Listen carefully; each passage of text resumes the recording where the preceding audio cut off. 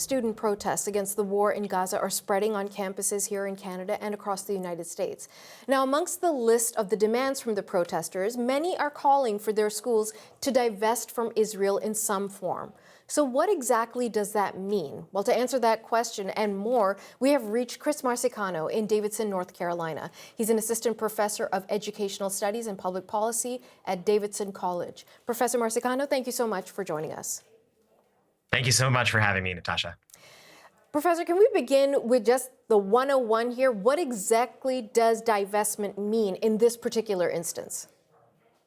Sure. So at many of the universities where students are protesting, both in the United States and in Canada, those universities have invested an endowment, a pool of money in a series of investable funds, whether they be index funds or direct investments in stocks and bonds. They invest that money in that endowment and then use the returns in order to run the operations of the institution. Well, some of those institutions have likely some investments related to Israel or related to manufacturers of weapons or related to companies that do business with companies that do business with Israel. And students are asking that they no longer do that. Okay, and so digging a bit deeper into that, who manages the investments or the endowments? Is the school's president saying, okay, we're going to put all this money into Boeing or into Google or something like that? No, the university's president almost never has that sort of investment decision-making power. It tends to be endowment managers, people hired specifically to serve as fiduciaries for the university and make prudent investments for the short and long term in terms of economic gains. Most universities, the universities that you're probably not hearing a lot about, have their endowments invested in index funds and some in private equity. And it becomes really, really hard to divest from Israel or weapons manufacturers when the endowment portfolio includes a lot of index funds.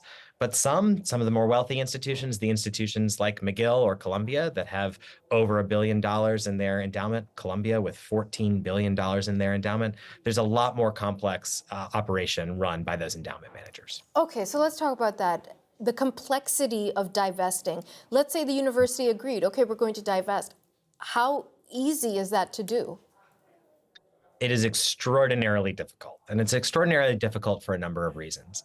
Again, when you're invested in an index fund, like many in the United States have as their primary retirement account, that index fund fluctuates daily, and the companies that are involved in that index fund change as a company's market cap increases or decreases. But even if we could know what everything that was in every index fund at every given time, and endowment managers should have the power to do that, it's unclear whether all of those businesses are operating in Israel or contracting subcontractors who are working in Israel. So it becomes very, very difficult on the index fund side of things.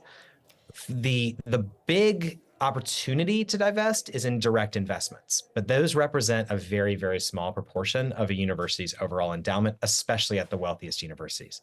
For example, direct public investments from Columbia account for only about 5% of its endowment, and an even smaller percentage, around 6.7%, have been targeted of that 5% have been targeted by protesters as being sort of the offensive endowment investments. So if it's so complicated and potentially unlikely to happen or ineffective or however you want to describe it, why do you think it's become the cause for or the demand of so many of these protesters?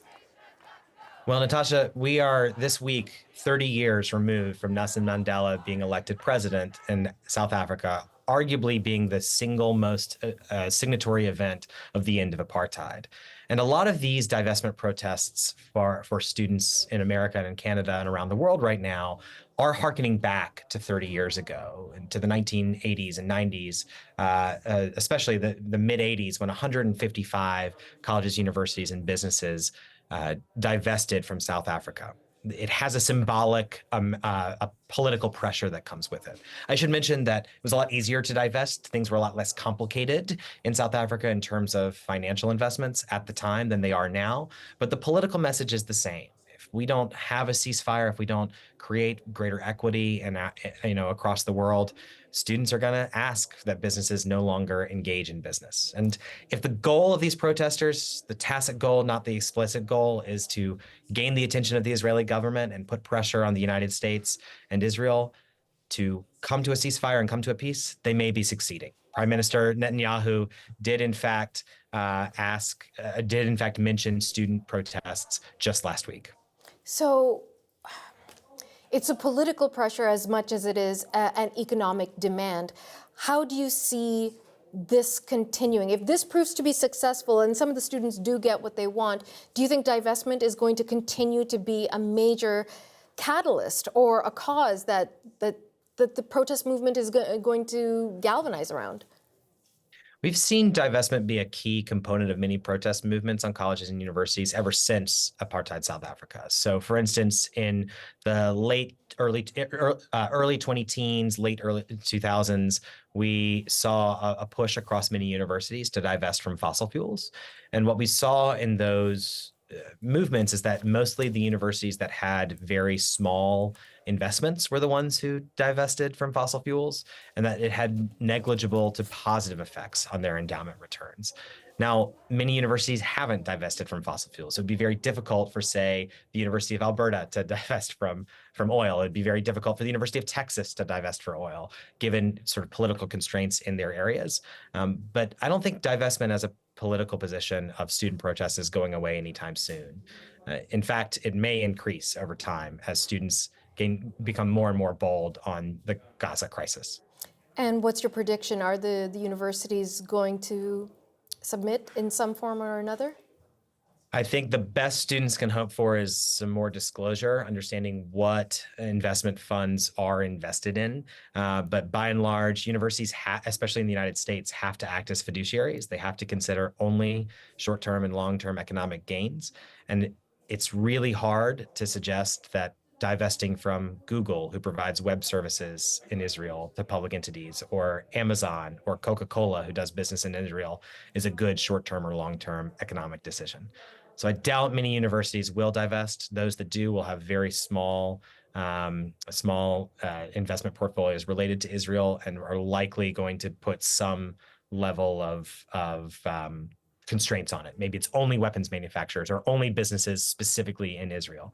But even still, it gets very, very difficult when you try to actually pull that off. Thank you so much for the clarity on this ongoing conversation we're having. Chris Marsicano, thank you. Thank you, Natasha. Glad to be here.